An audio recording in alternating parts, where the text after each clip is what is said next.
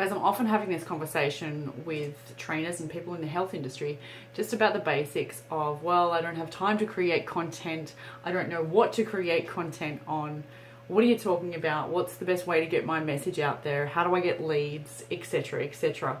I did just have a phone call conversation with a great trainer, and she's been having a lot of success so far with just simply having her name registered at her place of business, so her physical address, and also Google AdWords. Now, at the time of making this video, social media, if you're going to pay for advertising, social media ads are a lot cheaper and a lot more bang for your buck as far as, you know, Facebook and Instagram, as far as if you're going to pay for paid advertising, as far as circulation and engagement with people. Now, I don't think you have to pay for advertising though. I believe if you are putting out content consistently, and I don't just believe this, I know it to be true. Lots of my girls don't pay for ads and they get a lot of traction. If you want some ideas, here are some ideas, because I don't want to create this post without actually giving you some value.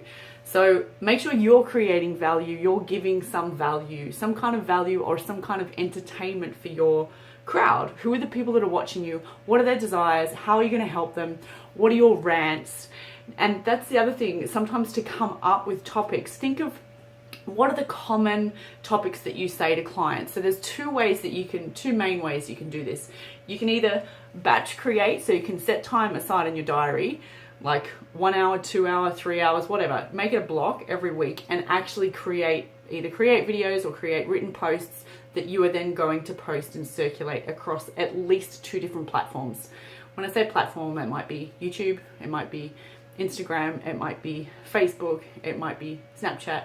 So create some content that you're going to put out. Now you can sit and batch create, or you can do it when the inspiration hits. Now, most of the material that you see from me, if I'm walking while I'm making it and I'm often sweating or something at the same time, it's because I love making content when the inspiration hits.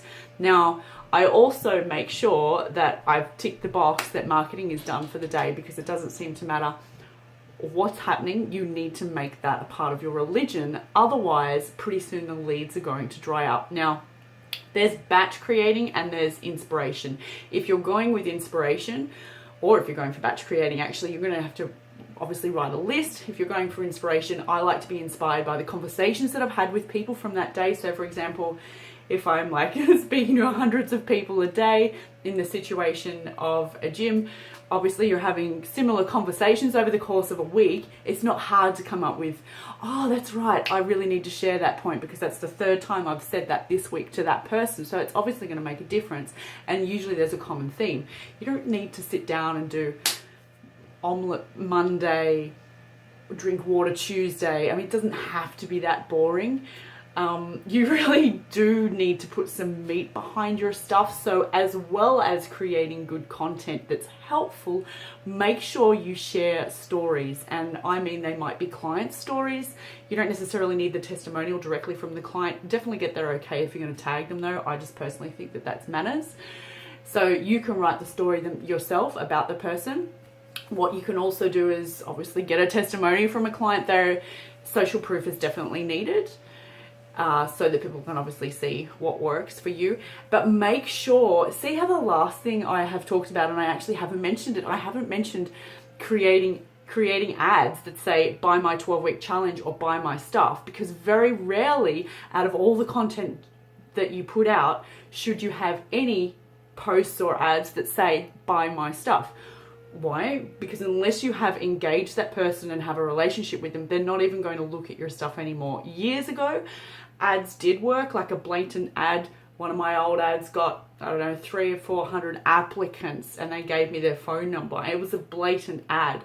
12-week challenge to get your post baby body back. That stuff doesn't work anymore. You need to have a relationship with the people that are there, your crowd, and you don't need hundreds, but you do need to resonate with some people. Otherwise they're not going to click anything, or they're not going to want to have a phone call with you. They're not going to buy your download, or they're not even going to download your free ebook because there's so many hundreds of them around.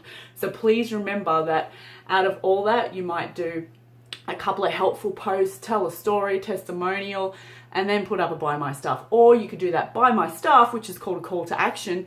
You could put a call to action at the end of your stuff, which is only a couple of sentences.